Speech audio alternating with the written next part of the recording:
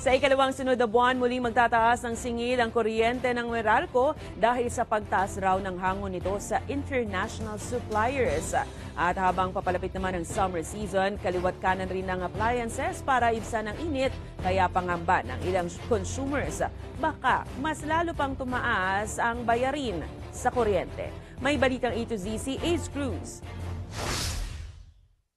Bukod sa electric fan, pinapaypen pa ni Armida ang anak para mas mabilis na makatulog sa hapon. Ngayon, tindi ng init, ilang cellphone pong ginagamit namin, 3.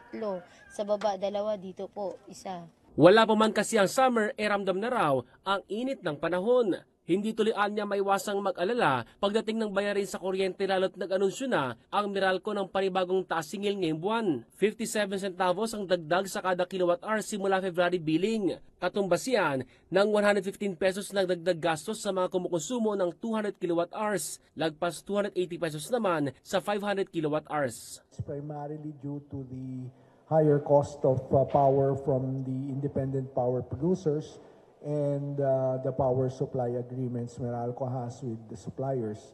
Ayon sa Meralco, busod ito ng pagtaas ng generation charge dahil sa mataas na hango sa international supplier. Tumaas din daw kasi ang presyo ng natural gas na ginagamit sa paggawa ng enerhiya na umaabot na hanggang 40%. Ongoing yung kanilang testing and commissioning for their LNG facilities. So they have a new facility to be able to import and receive imported liquefied natural gas for the eventuality when Malampay runs out. At wait, there's more. Nagbabala na rin ang Meralco na posibleng tumaas din ang gastos ng consumer sa kasagsagan ng tag-init sa susunod na Marso. Dahil yung pressure ng konsumo mo tumaas.